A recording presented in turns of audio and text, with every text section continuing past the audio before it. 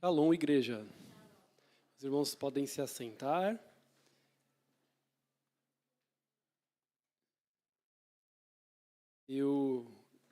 Há mais ou menos um mês, 3 semanas atrás, eu ministrei uma palavra acerca da questão da idolatria aqui, né? Falei que ia ter a parte 2, então chegou hoje aqui a parte 2. Os irmãos que eventualmente não puderam estar presentes ou ouvir a pregação, ela já está disponível, eu conferi ontem, no nosso canal do YouTube. Então você pode ir lá dar uma olhadinha. Acho que foi mais ou menos 3 semanas ou 4 semanas atrás a pregação sobre idolatria. Mas só para refrescar um pouquinho a memória dos irmãos, a gente discutiu algumas semanas atrás o que é a idolatria, né? O que são os ídolos. A gente falou sobre o fato do Israel antigo, né? O Israel do Antigo Testamento, ter outros deuses também. Eles foram chamados a adorar somente Yahvé, mas tem vários textos, que mostram que eles também adoraram, infelizmente, a outros deuses. Posteriormente, como nós vimos em Isaías 43 e Isaías 44, outros textos bíblicos, tanto no Antigo quanto no Novo Testamento, dizem claramente que não há outro Deus, além do nosso Deus. Embora Israel adorasse outros deuses, acreditando que eventualmente tinham outros deuses, mas que o povo tinha sido conclamado a adorar somente a Yahvé, mas não existem, na verdade, outros deuses. Eram enganos daquele tempo, né? E o povo de Deus também foi enganado adorando a outros deuses que, na verdade, não existem, são falsos. Só existe a um Deus verdadeiro. Deus nos adverte a não ter outros deuses. Em Ezequiel 14, inclusive fala sobre homens que criam ídolos em seus corações. Nós somos fábricas de ídolos, né? Tudo e todos podem virar ídolos em nossos corações. Então, nós discutimos o processo de criação dos ídolos físicos, segundo Isaías 44, ou seja, quando eles elaboravam deuses, estatuetas, né, para adorar, estatuetas feitas de madeira, feitas de metal, feitas de pedra, né? E ele fala no seu versículo 13 que ele faz na forma de homem em toda a sua beleza, para que habite num santuário. Então, os ídolos daquele tempo eram feitos à forma e semelhança de homens. Só que nós fomos criados à imagem de Deus. Nós somos seres físicos, né? Nós existimos aqui na Terra, mas fomos feitos à imagem de um Deus que é invisível. Mas a humanidade criava ídolos representando entidades espirituais, mas feitos à imagem do homem físico. Nós fazemos justamente o contrário do que fomos criados para fazer. Fomos criados para ser fisicamente pessoas de verdade, à imagem do Deus que é invisível. Mas as pessoas idólatras fazem imagens daquilo que é invisível à imagem e semelhança do que é homem. Em vez de sermos imagem e semelhança de Deus, nós fazemos estátuas à nossa própria imagem e semelhança. E isso é um dos princípios da idolatria, né? Finalizamos com a questão do significado de tomar o nome de Deus em vão, e a relação disso com o fato de sermos feitos à sua imagem, mas hoje eu quero partir do ponto anterior, né? Fazermos ídolos conforme a nossa imagem. Então, detalhes da pregação anterior, como eu disse, você pode acessar no vídeo que já está postado no nosso canal no YouTube para complementar, né? Nós falamos muito sobre essa questão da imagem, mas bastante à luz do Antigo Testamento.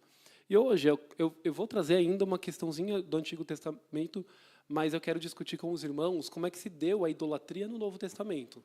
Quando Jesus veio à Terra, como que acontecia a idolatria no povo de Israel e como que se dá essa idolatria em nossos tempos? Né? Nós já lemos os textos que falam que nós fazemos ídolos conforme a nossa imagem e semelhança. Sobre isso, vamos ver o que o salmista diz no Salmo 115, e depois vamos ver um pedacinho de Isaías 6. Então, no Salmo 115, versículos 1 e até o 8, diz assim: Não a nós, Senhor, nenhuma glória a nós, mas sim ao teu nome, pois teu amor e por tua fidelidade. Porque perguntam as nações, onde está o Deus deles? O nosso Deus está nos céus e pode fazer tudo o que lhe agrada. Os ídolos deles são de prata e ouro, são feitos por mãos humanas. Têm boca, mas não podem falar. Olhos, mas não podem ver. Têm ouvidos, mas não podem ouvir. Nariz, mas não podem sentir cheiro. Têm mãos, mas nada podem apalpar. pés, mas não podem andar, e nem emitem som algum com a garganta. Tornem-se como aqueles que os fazem todos os que neles confiam. Né? Então, a gente está ainda um pouquinho na questão dos deuses, dos ídolos, que eram criados à imagem do homem. Né? Só que se você faz uma estatueta e diz, olha, aqui está o meu Deus. Aquela estatueta feita de forma semelhante a um homem tem olhos, mas aquilo é gesso, aquilo é pedra, aquilo é pau. Não pode ver. Tem forma de olho, mas é um olho que não vê. Tem forma de ouvido, mas esse ouvido não ouve. Tem mãos, tem pés, mas não andam. Tem boca, mas um ídolo não pode falar. Uma estatueta não pode falar. Ele é um pedaço de matéria sem vida. Ele é só um pedaço de pau. Ele é só um pedaço de ferro. Né? E aí esse texto está falando isso. Então, o primeiro ponto a trabalhar nesse texto. Lá em cima, quando diz, o nosso Deus está nos céus e pode fazer tudo o que lhe agrada, olha que interessante. Ele afirma, o nosso Deus está lá no céu. O nosso Deus não está aqui no altar. O nosso Deus não está numa imagem. O nosso Deus não está aqui de forma física. O nosso Deus está nos céus. Ou seja, dá uma sensação de que ele pode estar distante. Porém, o que a segunda parte desse versículo diz, mas ele pode fazer tudo o que lhe agrada. Então, nosso Deus habita nos céus, mas ele pode fazer tudo aqui na terra. Ele tem poder para fazer todas as coisas. Isso contrasta, né? Isso fica contrário do que o que ele diz na seguinte, né? Que os ídolos estão aqui na terra e eles têm boca, eles têm ouvido, eles têm mãos, eles têm pés, eles têm boca, mas eles não podem fazer nada. O nosso Deus, que é invisível e está nos céus, tem poder para fazer tudo. Mas estes ídolos, que aparentemente têm uma forma física ali, têm um corpo de madeira, de pedra, eles estão aqui na terra, mas eles não podem fazer nada. E as pessoas preferem colocar a confiança naquele ídolo, porque ele vê aquele ídolo, mas aquele ídolo não pode fazer nada, mas nós colocamos a nossa confiança no Deus, que é invisível, mas faz tudo. Tem poder para fazer tudo. Vocês conseguem perceber essa dualidade, né? O salmista aqui colocando dois lados, né? O nosso Deus, ele pode ser invisível, mas ele faz tudo, porque ele existe, ele é verdadeiro, ele é real, ele é poderoso, amém? E aí, vou pular para o versículo 8. Tornem-se como aqueles que os fazem e todos os que neles confiam. Olha que interessante. Aqui Deus dá uma sentença. Aqui Deus declara algo sobre aquelas pessoas que confiam nos ídolos. Eles vão se tornar conforme os ídolos. E como é que os ídolos são? Não falam, não olham, não veem, não ouvem, não andam, não têm mão. Tem mão, mas não podem fazer nada com a mão. Tornam essas pessoas inúteis, insensíveis. Né? Eu até acrescentaria, tem cérebro, mas não pensam. Isso digo eu, não o Senhor, né? Isso é minha reflexão. Tem cérebro, mas não pensam. E Deus entregou isso. Já que as pessoas querem confiar nesses deuses falsos, que não podem fazer nada, então eles se tornarão como esses deuses. Pessoas que não podem fazer nada. Pessoas impotentes, incapazes de fazer alguma coisa. E é o que mais a gente tenta fazer, não é? A gente tenta fazer as coisas na nossa força. As pessoas que têm a idolatria, elas tentam fazer as coisas na sua força também. Afinal de contas, elas criam ídolos que são a sua imagem e semelhança. Então, elas querem fazer na força humana, mas elas se tornam impotentes. Nós não podemos fazer nada, em contraste com o nosso Deus, que é perfeito e pode fazer tudo. Amém? Então, nosso Deus, apesar de estar nos céus, pode fazer tudo, ao contrário dos falsos deuses, que são imagens que têm boca, olhos, ouvidos, narizes, mãos, etc., mas não podem fazer nada. Né? E as pessoas se tornam como esses ídolos e não conseguem fazer nada, são inativos. Mas é impressionante como a idolatria faz com que as pessoas passem a aceitar coisas como divinas, qualquer misticismo, qualquer vento de doutrina, qualquer palavra profética, como verdade. Ops! Pareceu uma provocaçãozinha agora, né? Mas foi. Porque às vezes as pessoas que colocam nos seus corações ídolos como pessoas, porque o pastor tal é tão maravilhoso, Deus no céu e o pastor fulano na terra, né? Porque a profecia daquela profeta lá, colocando aquela profecia. Na profecia é um pouquinho diferente do que está na Bíblia, mas eu creio na profecia. Colocando a profecia, colocando o profeta, colocando pessoas acima da palavra, acima de Deus. Essas pessoas têm o seu discernimento, a sua reflexão, o seu pensamento confuso, não é? Porque elas têm olhos, mas elas não conseguem enxergar. Elas ouvem, mas não conseguem entender o que ouvem. Os seus cérebros estão confusos pela idolatria, né? Vamos ver também Isaías 6, de 9 a 10. No 9 ele diz: vá e diga a este povo, esteja sempre ouvindo, mas nunca entendam. Estejam sempre vendo e jamais percebam. Torne sensível o coração desse povo, torne surdos os ouvidos dele e feche seus olhos, que eles não vejam com os olhos, não ouçam com os ouvidos e não entendam com o coração, para que não se convertam e sejam curados. Outra sentença aqui dada ao povo idólatra. As pessoas se tornam insensíveis. Elas não conseguem nem sentir mais com o coração. São pessoas que às vezes se tornam tão secas, tão frias, que nada mais as comove. O sofrimento humano não mais as comove. As alegrias também não fazem mais sentido para elas. São pessoas que se casam, que têm filhos, que veem coisas maravilhosas acontecendo, mas se tornam insensíveis a ela. Insensíveis tanto à alegria quanto à dor do próximo. Ela só pensa nela. Ela não consegue mais se alegrar com aqueles que se alegram, não consegue mais chorar com os irmãos que choram. Elas se tornam insensíveis. É isso que a idolatria faz com as pessoas. Né? Deus entrega essas pessoas à sua própria confusão. Hoje ainda há muitas pessoas se prostrando diante de imagens e de estátuas. Inclusive isso tem crescido, irmãos. A gente pode, no nosso meio pode parecer que não, mas há muitas pessoas resgatando falsos deuses antigos, acreditam?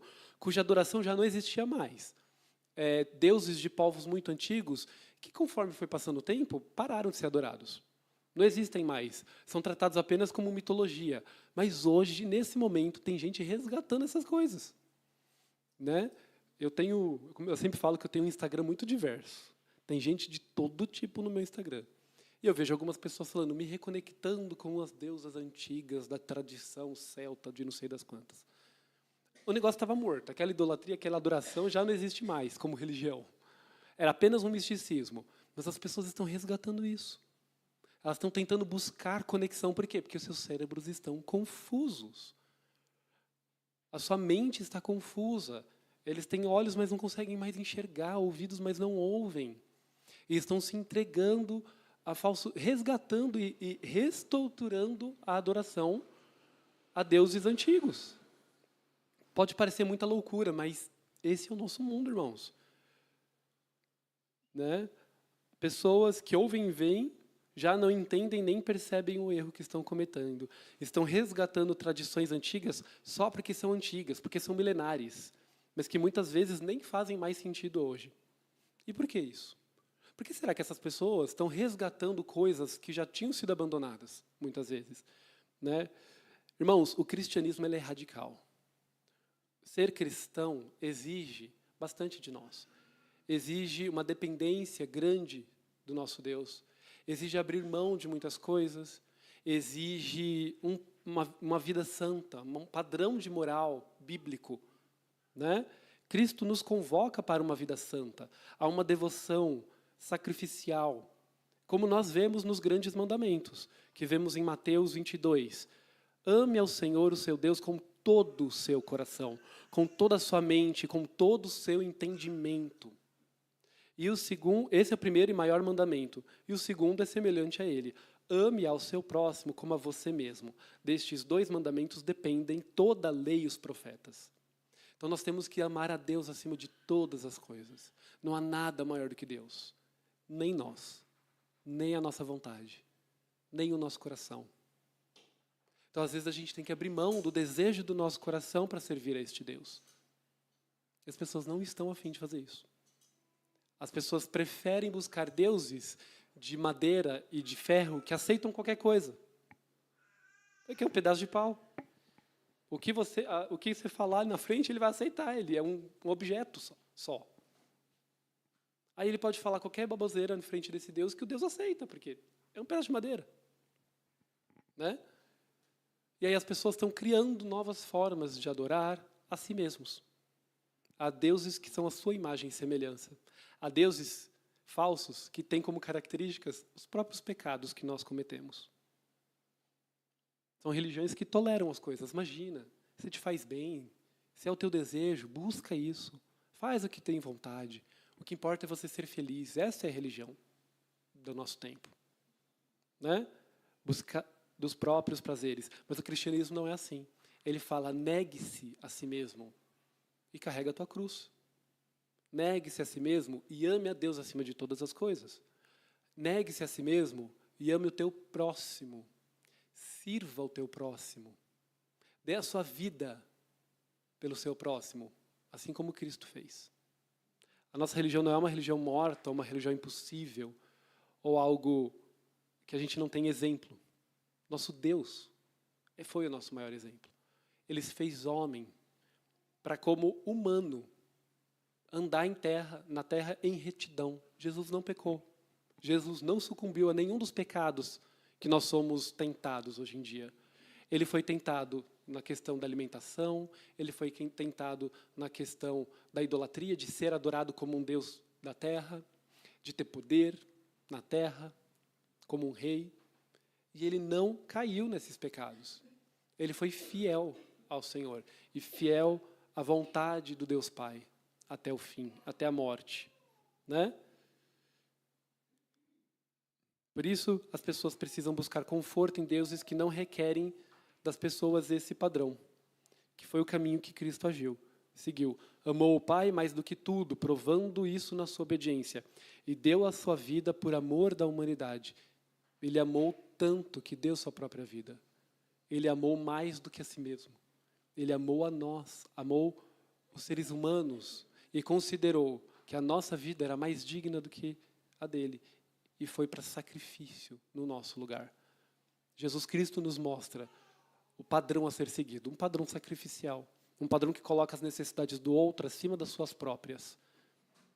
Deus entregou o próprio, e aí as pessoas não quiseram enxergar essas coisas. Né? E por isso hoje resgatam tantos ídolos. Fiz a introdução, agora a gente vai chegar um pouquinho mais no Novo Testamento. Né? Tudo isso ainda foi contexto para chegar nos tempos de hoje, até para justificar, né, o que a gente vê hoje. Então, Deus tinha aquele contexto do seu povo, né, que a gente vê no Antigo Testamento. Era um povo idólatra, era um povo que estabeleceu seus ídolos ao longo da sua história. E Deus deu sentenças, como a gente acabou de ler. Entregou eles às suas próprias confusões, entregou eles às suas próprias paixões, né? E o povo foi ao exílio. O povo foi tirado da sua terra e virou escravo, virou servo, virou vassalo de um povo idólatra. Primeiro os babilônios, persas, medos, gregos, romanos foram submetidos, né, a povos idólatras. E Deus tratou o seu povo nesse tempo.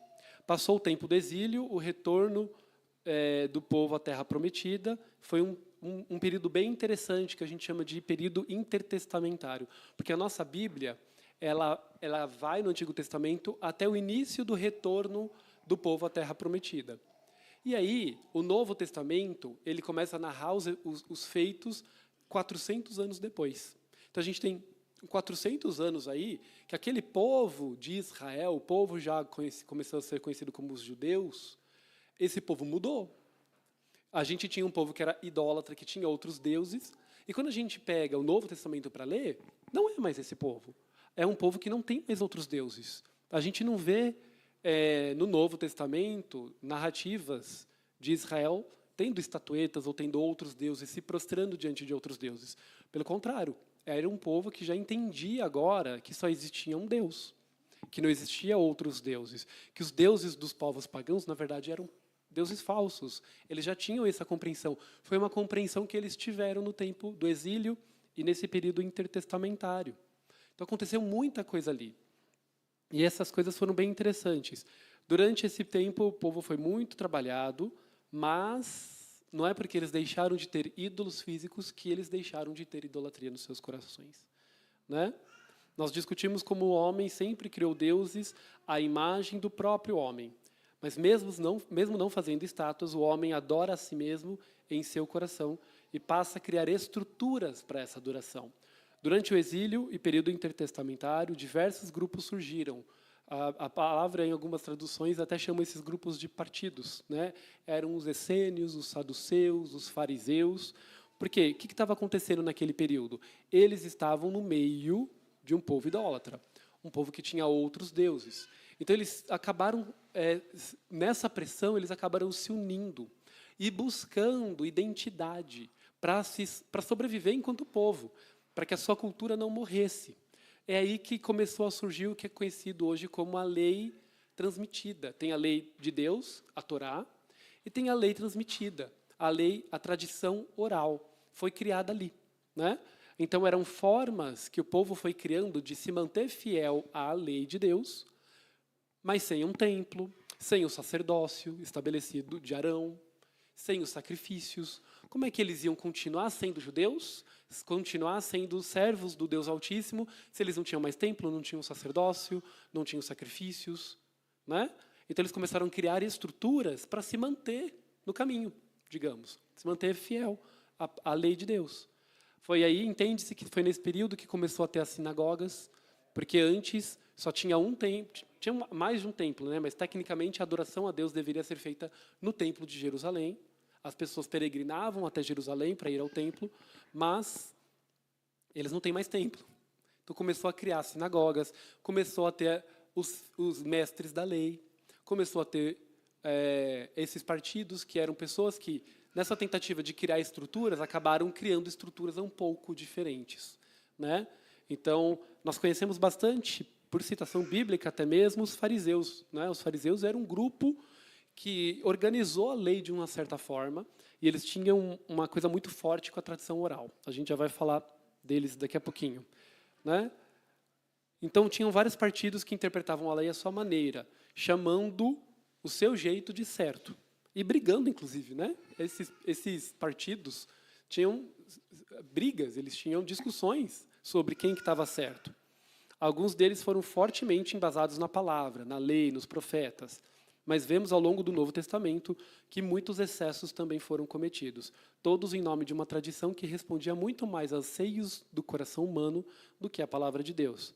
E nesse contexto, portanto, há muitos autores que citam esse novo ídolo do Novo Testamento, que foi muito combatido por Jesus e pelos apóstolos, e ainda se finge de piedade.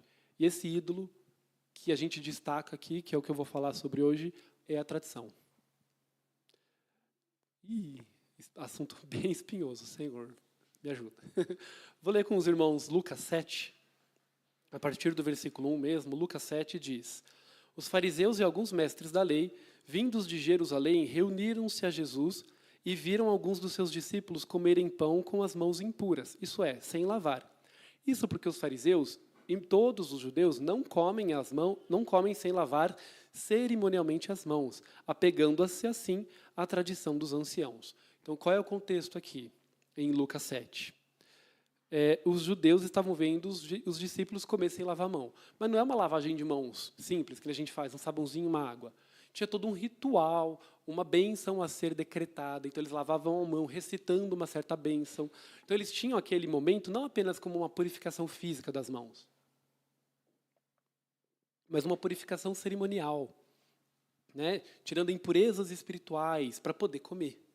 E os discípulos não estavam fazendo dessa forma. Eles comiam, talvez até com as mãos limpas, mas sem ter todo o ritual completo. E os fariseus estavam criticando, né? Quando chegam da rua, não comem sem antes lavar as mãos. E apegam-se às muitas outras tradições, como a lavar os copos, jarros e vasilhas de cobre. Então os fariseus e os mestres da lei perguntaram a Jesus: por que os seus discípulos não vivem de acordo com a tradição dos anciãos, mas comem o alimento com as mãos impuras? Olha como eles colocam muito claramente, né? A tradição dos anciãos. Né?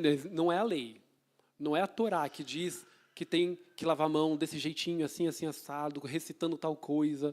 É a tradição dos anciãos. E Jesus respondeu: bem profetizou Isaías acerca de vocês, hipócritas. Como está escrito: esse povo me honra com os lábios, mas seu coração está longe de mim. Em vão me adoram, os seus sentimentos não passam de mandamentos ensinados por homens. Vocês negligenciam os mandamentos de Deus e se apegam a tradições dos homens. E continuou, e aqui ele entra num exemplo bem prático da vida ali, daquela época. Vocês sabem muito bem rejeitar o mandamento de Deus para praticar a tradição de vocês. Pois Moisés disse: honre teu pai e sua mãe. Aqui é o 5º mandamento, né? É um dos 10 mandamentos: honrar pai e mãe. E também, quem amaldiçoar seu pai e sua mãe terá que ser executado. Então, na lei mosaica, na lei de Moisés, dizia que quem desonrar ou quem amaldiçoar seu pai e a mãe era um pecado grave, deve ser executado. Mas vocês afirmam que, se alguém disser a seu pai ou a sua mãe: qualquer ajuda de vocês que eu poderia receber de mim é Corbã, isto é, uma oferta dedicada a Deus, vocês desobrigam de fazer qualquer coisa para seu pai ou sua mãe. Assim vocês anulam a palavra de Deus por causa da tradição que vocês mesmos transmitiram e fazem muitas coisas como essa. Então Jesus estava pegando um ponto da tradição ali que dizia: quando vocês têm dinheiro, vocês têm posses para ajudar os seus pais, mas vocês, por algum motivo, não querem ajudar os pais, não querem honrar os pais, ou querem receber, de repente, querem dar esse dinheiro ao templo, querem dar esse dinheiro em oferta a Deus, talvez até mesmo como uma moeda de troca, tentando ganhar uma bênção. Não sei que motivos levam as pessoas a ofertar a Deus, em vez de ajudar seu próximo. Mas o que ele está falando é: vocês dizem que estão ofertando a Deus, mas estão desonrando seus pais e suas mães. Estão deixando pai e mãe sem dinheiro, sem sustento, com fome. Porque o dinheiro que vocês tinham para ajudá-los, vocês estão dando para o templo. Por isso que a tradição ela pode se fingir de piedosa. Porque imagina que boa vista que isso dava diante do povo. Olha, eu estou pegando esse dinheiro suadinho, o único dinheiro que eu tenho. Eu ia ajudar meus pais com esse dinheiro, mas não, eu vou ofertar aqui no altar do Senhor. Parece um coração muito bonito, né? Parece coisa boa. Ele está deixando o pai e mãe com fome. Tá certo isso? É o que Jesus está dizendo. Hipócritas. Vocês estão fingindo piedade, mas na verdade vocês estão abandonando os seus. E não é abandonar de qualquer forma, vocês estão descumprindo o mandamento que é honrar pai e mãe. A tradição se tornou mais importante do que a lei. Então eles criaram toda a tradição para manter a lei, mas eles estavam considerando a tradição superior à lei. Estavam considerando a tradição mais importante do que as pessoas. Porque os mandamentos não são só uma série de regras a cumprir de forma vazia. Deus tem motivos pelos quais Ele deu cada mandamento. E esses motivos eram para abençoar o povo. Era para criar regras de convivência, para garantir que as pessoas tivessem condições boas de viver naquele povo.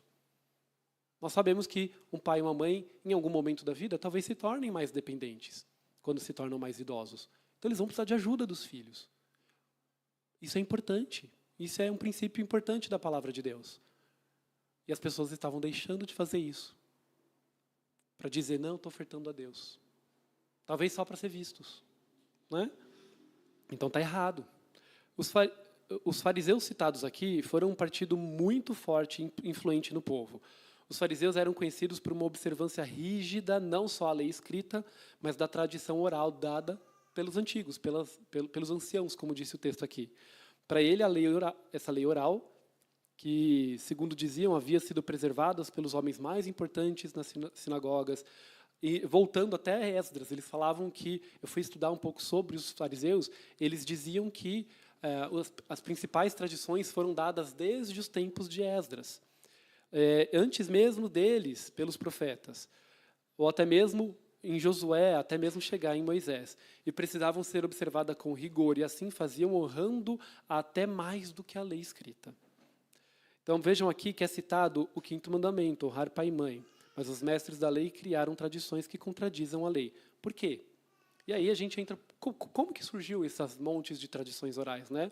A gente falou um pouquinho, mas eles tinham medo de perder a essência, eles tinham medo de perder a palavra, medo de perder a lei, medo de perder o sentimento de unidade, porque eles passaram muitos anos como estrangeiros, né, como servos em outras terras.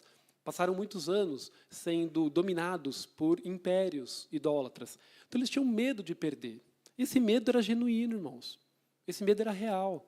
Esse medo era verdadeiro. Falando, não, a gente não pode perder a nossa essência. Então, vamos criar regras de identidade do nosso povo, que é para a gente continuar vivo, para a gente continuar com a nossa cultura viva. Então, muito disso veio por medo. Veio também por admiração a alguns anciãos, a alguns estudiosos que escreveram muitas coisas boas, de repente, que ajudaram muito o povo. E, segundo eles, até mesmo salvaram ou mantiveram a religião viva.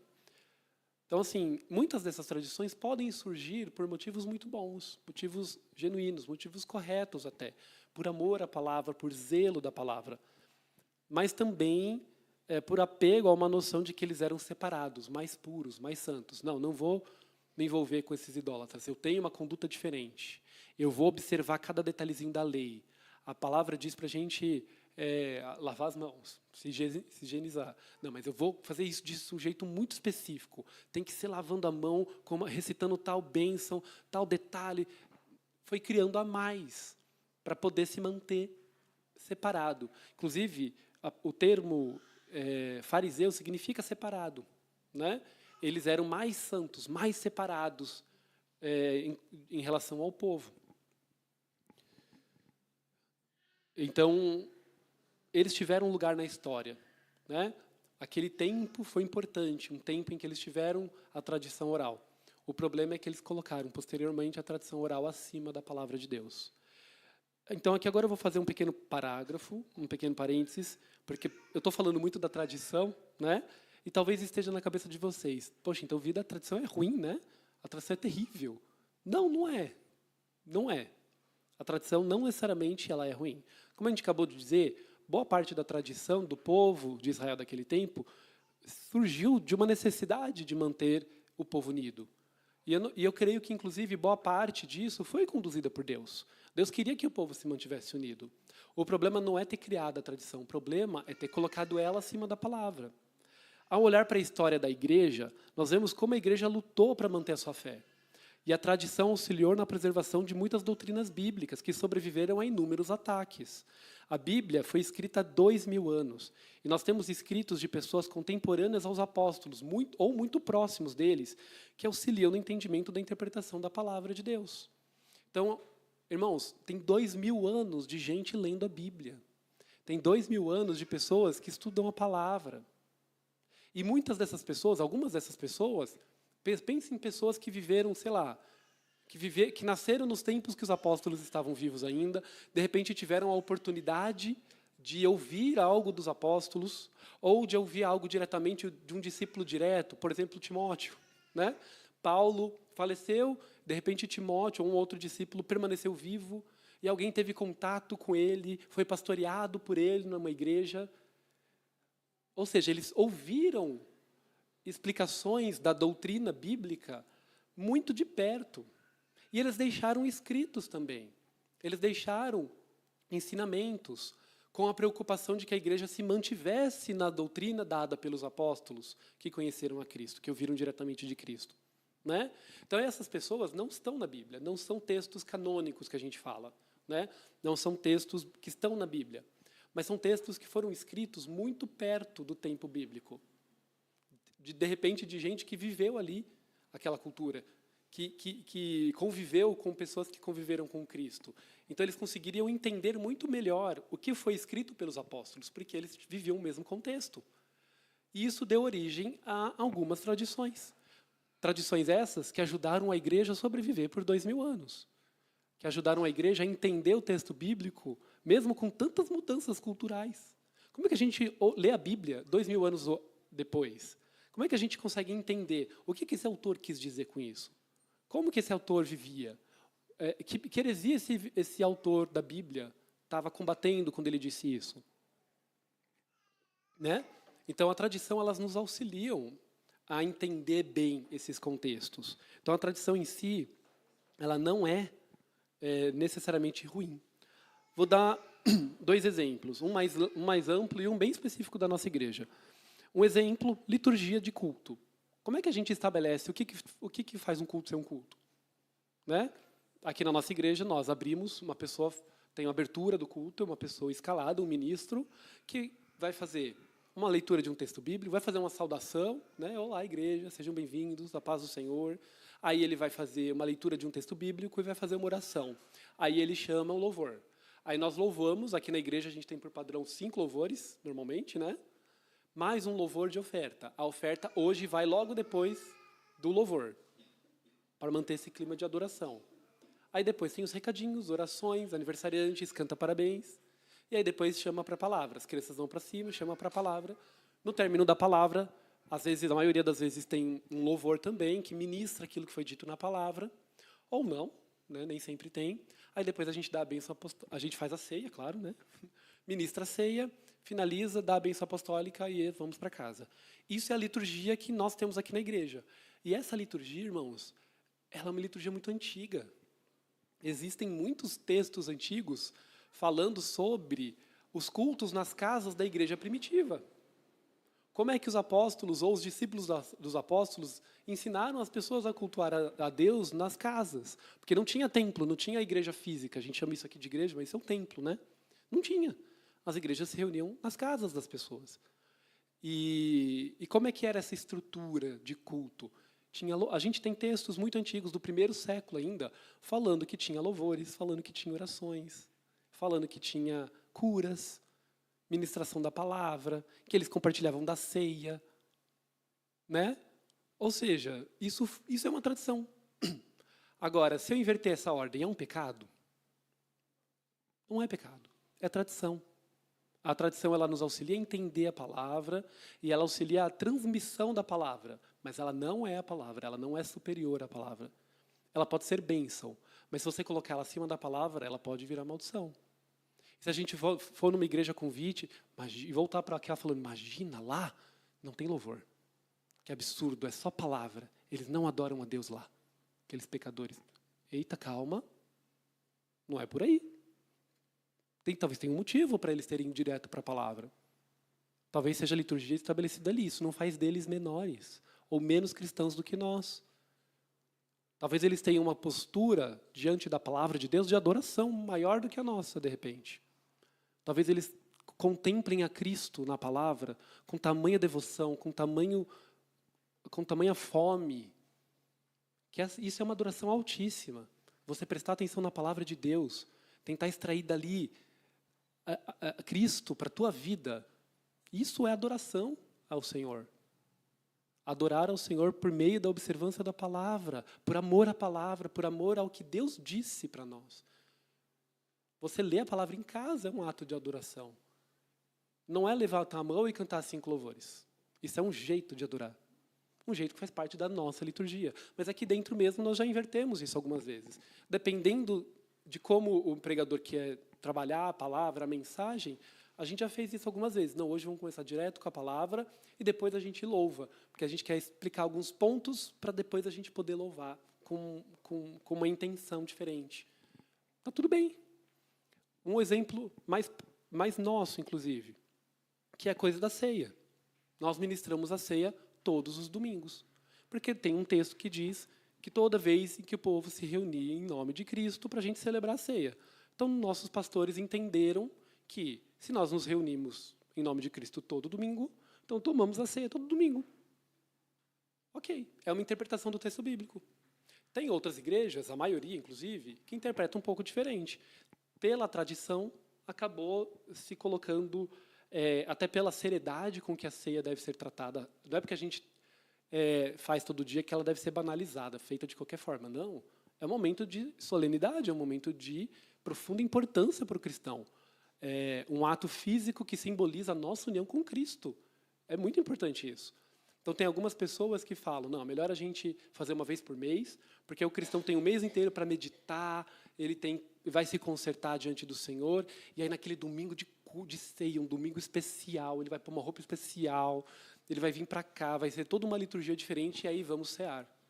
Está errado isso? A Bíblia em si não diz exatamente, toda vez que tiver culto, toda vez que fazer... Não. Fala, quando vocês se reunirem, lembrem do Senhor. Sei. Não disse a periodicidade. Não disse com rigor isso. Então, são duas interpretações. Nós somos melhores do que os irmãos que ceiam uma vez por mês? Não, nós não somos. É assim que a gente entende. Mas isso não faz a gente melhor. Os irmãos lá são melhores porque, imagina, aquele povo que ceia todo dia. A gente já teve momentos que a gente fez festas aqui na igreja. Durante uma semana, a gente ceou todo dia.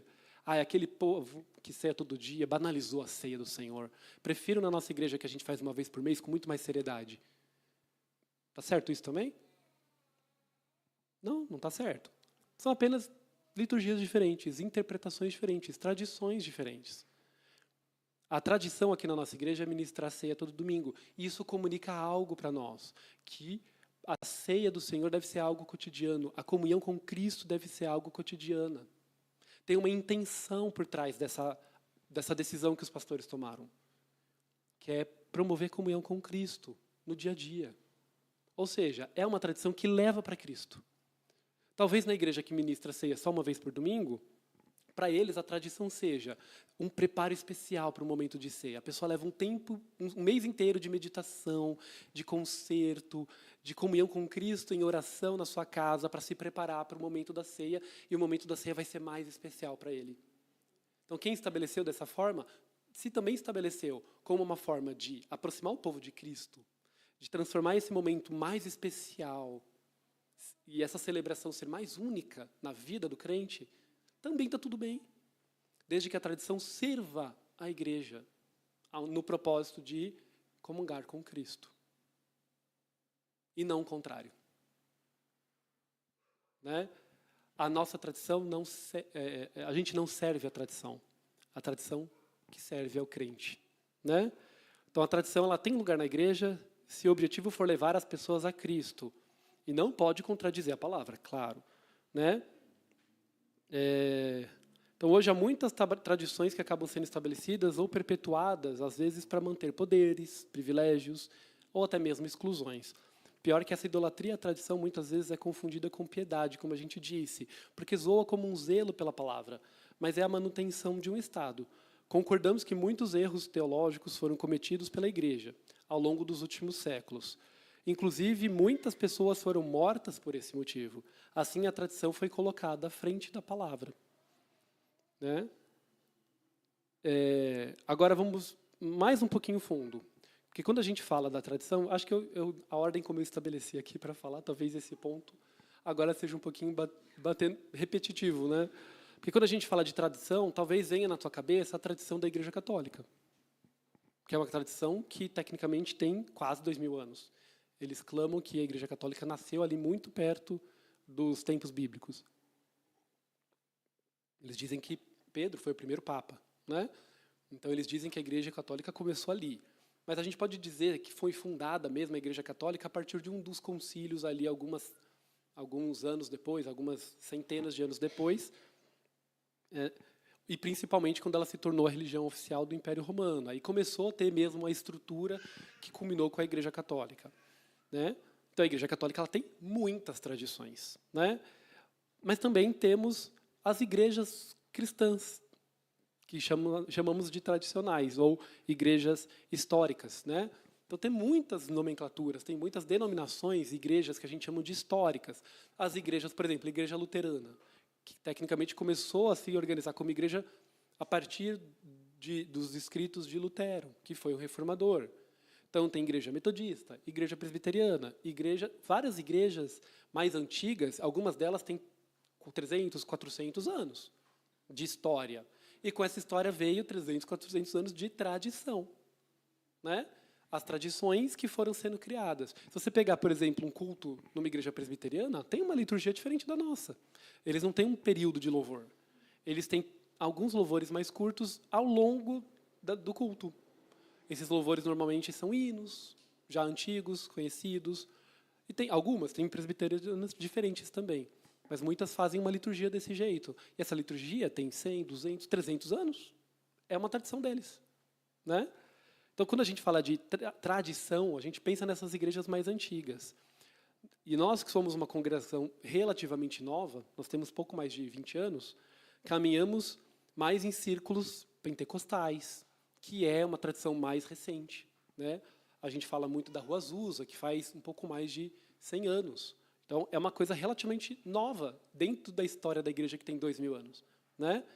E dentro de um contexto chamado de evangelicalismo, que é um movimento que nasceu nos Estados Unidos e veio forte para o Brasil. A gente fala aqui, nós somos evangélicos, por quê? Por causa desse movimento que veio dos Estados Unidos. Nós somos cristãos, protestantes, talvez, né, digamos, mas a gente se chama, nós sou evangélico. Por quê? Por causa desse movimento que veio dos Estados Unidos. Ou seja, nós também temos uma tradição. Ela é mais curta, ela é mais recente, mas ela já é uma tradição, né? Então, a gente tem esse olhar para as igrejas antigas. Às vezes, a gente não percebe que nós também temos as nossas tradições. É comum, inclusive, ouvir no nosso meio, nosso jeito é que é fazer certo. Ou, eu tenho certeza que muitos de vocês já ouviram essa aqui. Esses tradicionais ficaram parados no tempo, perderam o mover de Deus. Quem aqui já ouviu coisa semelhante? A gente não ouve? Olha como tem um juízo aí de que nós somos melhores que eles ficaram parados no tempo, estão lá atrás. A gente é que está acompanhando o Espírito de Deus. Olha só como a gente criou uma mentalidade, criou uma tradição que nega a do irmão. Olha como a gente também cai nesse pecado de tradição. Não é? Não é só os outros. A gente tem que estar de olho aberto, irmãos, para que a gente também não tenha essa confusão. Nós que temos olhos e vemos, ouvidos e ouvimos, ouça o que o Espírito tem a dizer, né? Então, será que isso também não é colocar a tradição acima da vontade de Deus? Será que Deus não está presente nessas outras igrejas? Será que nós só que estamos corretos? Nós somos o último remanescente fiel de Deus? Já ouvimos isso também. Infelizmente, hoje com a internet é mais fácil, né? A gente tem... Vira e mexe aparece lá no grupo da igreja ou no grupo da nossa família. Imagino que vocês devem ver alguns vídeos no Instagram também de cultos em que tem gente falando todo tipo de coisa. Todo tipo de ataque a outras igrejas, inclusive, infelizmente. E a gente ouve isso daqui. Nós somos o último remanescente, só nós que estamos certos, né? Então, irmãos, a gente precisa examinar as Escrituras, a gente precisa conhecer e meditar nela de noite, para não sermos enganados e não enganarmos a outros, para a gente não criar doutrina falsa baseada em tradição. A tradição ela é boa, mas ela não é superior a Deus. A tradição muitas vezes pode apontar, inclusive, erros do passado. Irmãos, se você começa a estudar as heresias, inclusive, não precisa nem ir muito para a tradição. Se você pegar as heresias que são trabalhadas por Paulo, por Tiago, por João, nas epístolas, são as mesmas heresias que a gente vê hoje. São heresias que a igreja combateu ao longo de muitos séculos. Só que as pessoas falam, não, essa tradição está tudo errado. Vou eu fazer sozinho. E aí comete o mesmo erro, comete o mesmo pecado, a mesma heresia. Se fosse estudar as heresias que a gente já cometeu no passado, talvez a gente não cometesse agora. A gente vê, gente, nesses cultos, nas igrejas, heresias que já foram combatidas dezenas de vezes nesses últimos 2000 anos. Né? As pessoas criam de novo. Né? Então, a tradição muitas vezes pode nos apontar erros do passado, para não cometermos os mesmos. Mas, em nome da tradição, muitos ferem a palavra e matam almas e pessoas. É muito proveitoso, irmãos, estudar a história da igreja, entender as diversas tradições cristãs, contemplar a ação de Deus nessas tradições. Quando você vê uma coisa que foi estabelecida há tantos anos, se ela não fere a palavra, não é apontada como heresia, veja Deus ali, tente ver como Deus se manifestou àquele povo naquele momento. Você vai encontrar beleza lá, você vai encontrar ação específica de Deus para um povo que vivia uma coisa daquele tempo. É bonito ver isso. Isso fortalece a nossa fé. Isso é maravilhoso, porque às vezes a gente acha que vai morrer amanhã, né? Talvez a gente morra mesmo. Mas a gente sempre acha, isso é uma característica da igreja, né, apocalíptica. A gente acha que pode voltar a qualquer momento, e Jesus pode voltar mesmo, né? Mas a gente acha que, assumiu um presidente, esse presidente vai acabar com a gente. Olha se você olhar para a história da igreja, quantos reis assumiram e mataram o povo de Deus? Quantos imperadores? Quantos papas até foram errados? Quantos líderes fizeram tantas coisas com a igreja? E a igreja sobreviveu, porque a igreja é de Cristo, ela tem dono. Cristo, Jesus, Deus Pai, Ele é responsável pela igreja. Ele é o dono da igreja. É Ele que cuida dela. Não é um presidente X ou Y, um governador, que vai ser mais forte do que Deus. Então a gente às vezes tem muito medo do que acontece hoje. Se a gente olhar para a história da igreja, a gente vai entender que Deus está no comando. A igreja já passou por coisa muito pior do que o que a gente vive hoje no Brasil. Muito pior. A gente tem medo de começar a perseguição, a igreja sobreviveu a coisa muito pior. A igreja foi colocada na boca dos leões no Coliseu. A igreja sofreu abusos, a igreja sofreu difamações, a igreja sofreu escárnio, a igreja sofreu mutilações, mas a igreja sobreviveu, porque Deus é vivo e Cristo é vivo em nós. A igreja não pode morrer. Até que Cristo venha, a igreja vai ficar de pé. Ela vai ficar de pé, porque é Ele que cuida. Se a gente estuda a história, a gente fortalece a nossa fé. O testemunho de muitos irmãos que passaram por poucas e boas, eles fortalecem a nossa fé. Então, quando a gente deixa de estudar isso, a gente perde isso, essa riqueza de Deus, né?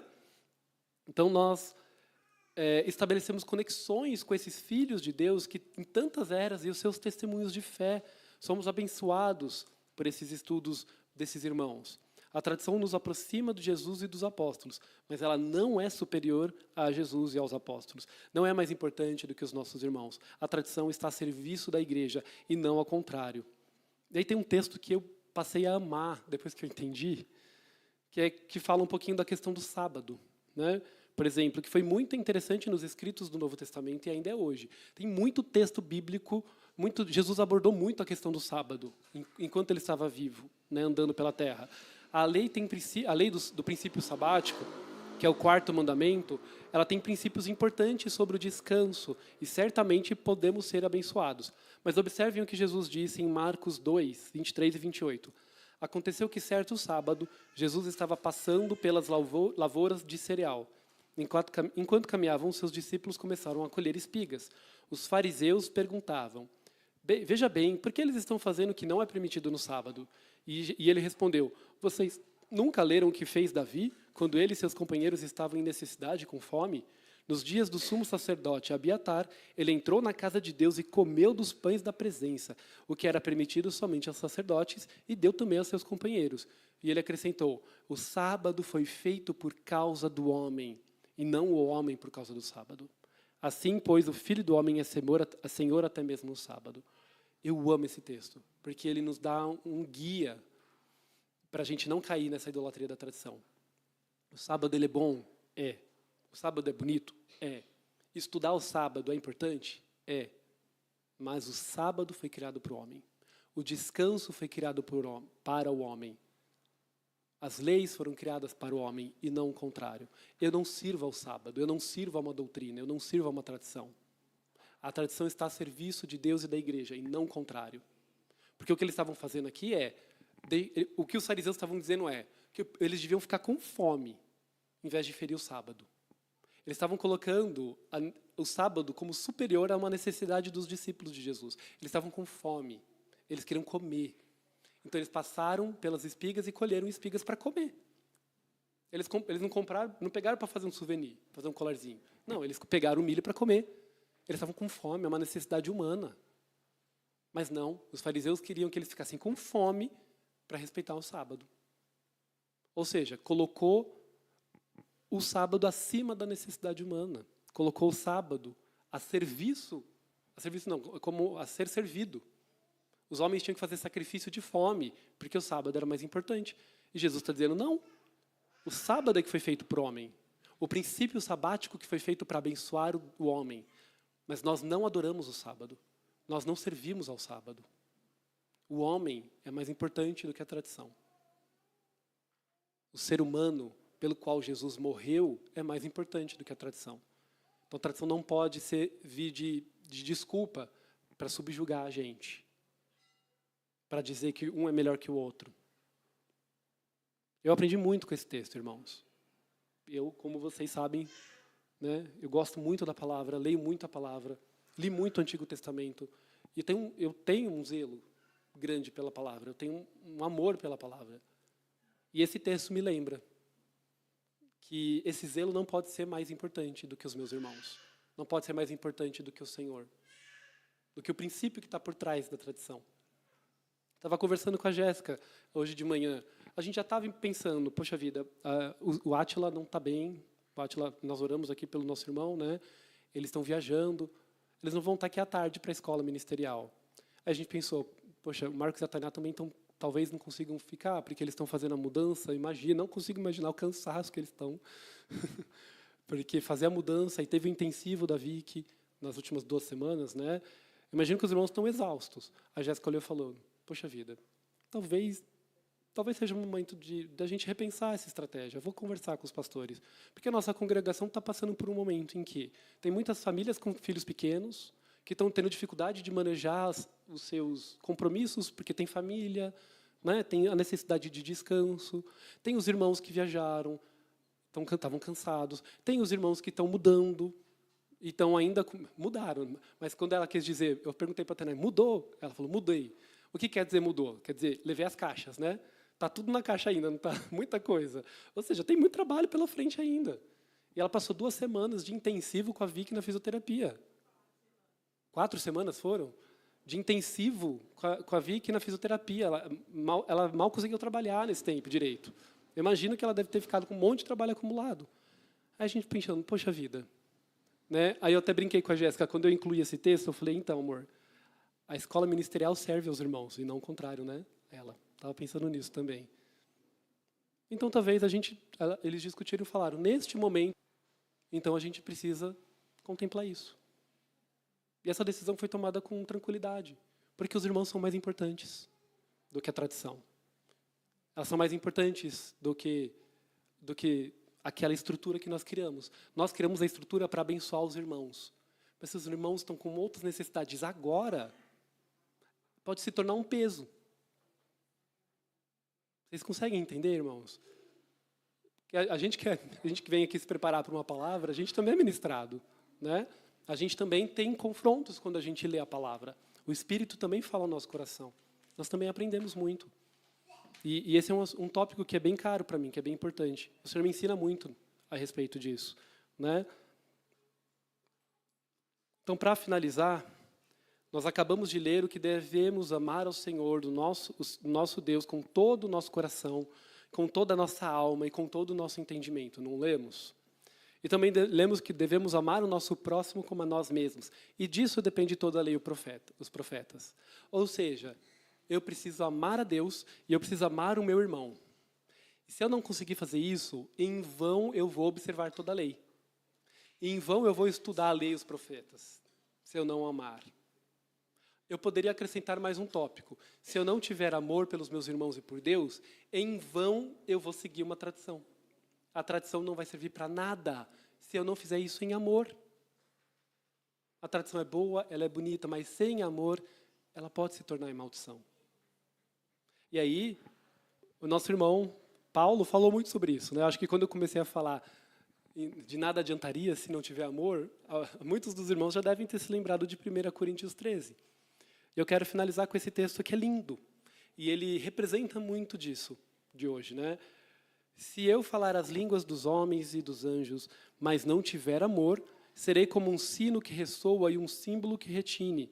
Se eu tiver o dom da profecia, souber todos os mistérios e todo o conhecimento, e tiver fé capaz de mover montanhas, mas não tiver amor, nada serei. Se eu der aos pobres tudo o que possuo, se eu fizer corbã, né? E entregar o meu corpo para que tenha do que me gloriar, mas não tiver amor, nada disso me valerá. O amor é paciente, o amor é bondoso, ele não inveja, não se vangloria, não se orgulha, não maltrata, não procura os próprios interesses, não se ira e não guarda rancor. O amor não se alegra com a injustiça, mas se alegra com a verdade. Tudo sofre, tudo crê, tudo espera e tudo suporta. O amor nunca perece, as profecias desaparecerão, as línguas cessarão, o conhecimento será deixado para trás. A tradição vai mudar. Não é? A tradição muda. Assim como as profecias desaparecem, as línguas cessam, o conhecimento é deixado para trás, as tradições mudam, mas o amor não, porque o amor é uma pessoa. O amor é Cristo. E se a gente não tiver Cristo, não adianta seguir essa ou aquela tradição. Se a gente não tiver a Cristo, seguir tradição vai ser só mais um ídolo na nossa vida. E a gente já viu qual é o caminho dos idólatras. Amém? Então esse é o convite que eu faço hoje, irmãos. Não sei se os ministros vão preparar alguma coisa, senão a gente pode só orar. É esse convite que eu faço hoje, para que a gente lembre-se dos 2 mandamentos. É assim, a gente vai e volta. Eu sempre brinco que o pastor tem um apego muito grande com o livro de Isaías. Eu tenho o meu apego quentinho no coração com o Sermão do Monte e com os grandes mandamentos de Jesus Cristo, porque eles nos auxiliam, é um óculos que a gente coloca para interpretar todo o restante da palavra. Se eu não tiver o óculos do amor, amar a Deus acima de todas as coisas, e o próximo como a nós mesmos, se eu não tiver essa visão, esse óculos, não adianta nada eu ler o resto da palavra. Eu vou ser alguém que, como diz aqui, de nada disso me valerá, se eu não tiver amor. Né?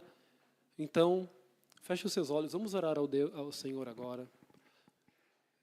Vamos agradecê-lo, enquanto a gente se prepara para a ministração da ceia. Senhor Deus, nós te damos graças, Pai, pela Tua palavra, nós damos graças pela Tua lei, que o Senhor estabeleceu quando nós precisávamos dela enquanto seres humanos. Mas nós damos graças também, Senhor, porque o Senhor enviou o Seu Filho, Jesus Cristo, para dar significado a toda a lei, para dar significado a tudo que o Senhor fez antes dele, para dar significado, Senhor, às tradições, para dar significado ao seu sacrifício por nós, para dar significado à nossa existência. Em Cristo convergem todas as coisas.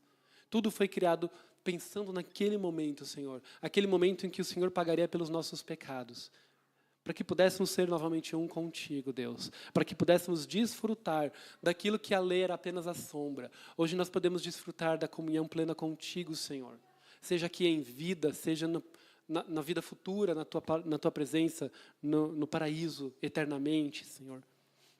Nós te damos graças pelos teus apóstolos, que conviveram contigo e estabeleceram doutrinas para que a tua palavra chegasse até nós. Nós te damos as graças pela palavra que foi escrita e inspirada por ti, divinamente inspirada, Senhor. Obrigado por cada autor da palavra que ouviu a tua voz e escreveu para que a tua palavra chegasse até os nossos ouvidos 2000 anos depois, Pai. Nós te damos graças por estes homens e por seus discípulos e discípulas, por estes homens e mulheres que mantiveram a tua doutrina a salvo, que se mantiveram fiéis à doutrina dos apóstolos, à doutrina de Cristo. Criaram algumas tradições para que essa palavra pudesse chegar até nós, Senhor. Nós te damos graças por isso. Nós louvamos o Senhor por estes homens e mulheres que muitas vezes deram a sua vida para que a tua palavra chegasse até nós. Nós te damos graças, Senhor, pelos ritmos que o Senhor estabeleceu. Nós te damos graças pelas liturgias, pelas tradições que nos aproximam de ti, Senhor. Obrigado pela Santa Ceia que o Senhor estabeleceu. Obrigado pela comunhão dos santos. Obrigado, Senhor, por ter nos ordenado sermos fiéis, por ter nos ordenado sermos justos, por ter nos ordenado sermos generosos com aquele que necessita, por ter nos ordenado a chorar com os que choram e rir e se alegrar com os que se alegram, Senhor. Nós te damos graças por isso, porque é assim que nós estamos contigo, reproduzindo os teus feitos, servindo ao Senhor em primeiro lugar e servindo ao nosso irmão, porque o Senhor julgou esse irmão digno de vida por meio da sua morte. Se o Senhor ama tanto assim o meu irmão, eu também quero amá-lo e servi-lo com a minha vida, se assim for necessário, Senhor. Nós te damos graças por isso. E pedimos, conduze-nos, Senhor, na tua palavra, sempre fiéis à tua palavra e discernindo, Senhor, aquilo que é humano daquilo que é seu. Discernindo, Senhor, também quando transformamos aquilo que é bom em ídolo. Transformando, Senhor, aquilo que é bom em maldição.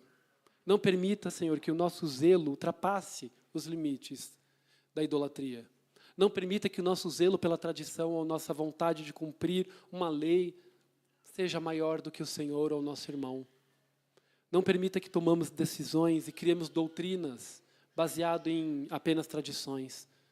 Ajuda-nos, Senhor, a permanecermos fiéis na doutrina dos apóstolos, a doutrina do nosso Senhor Jesus Cristo. Ensina-nos a amar como o Senhor amou, Pai. Ensina-nos a amar como o amor de 1 Coríntios. Um amor que é paciente, que espera o irmão que é mais fraco na fé. Um amor que não se vangloria, que não se orgulha da sua tradição, da sua história. Mas um amor que coloca o irmão acima das suas necessidades. Ajuda-nos, Senhor, a amar como quem ama, sem se preocupar com seus próprios interesses, que não ira e que não guarda rancor. Senhor, livra o nosso coração de toda ira, de todo rancor. Ajuda-nos a perdoar o irmão que feriu aquilo que nós consideramos correto, que feriu aquilo que nós consideramos tradicional, que feriu a nós mesmos. Ensina-nos, Senhor, a perdoar. Não deixe que nós nos alegremos com a injustiça, mas que a nossa alegria venha da verdade, que a nossa alegria venha da virtude, que a nossa alegria venha da justiça do Senhor. Nos ensina a sofrer, Pai. Nos ensina a crer, nos ensina a esperar e nos ensina a superar, Senhor. A suportar, Senhor, toda a adversidade. Ensina-nos a ser fiel como Cristo foi até o fim, Pai. Te pedimos em nome de Jesus. Amém. Amém.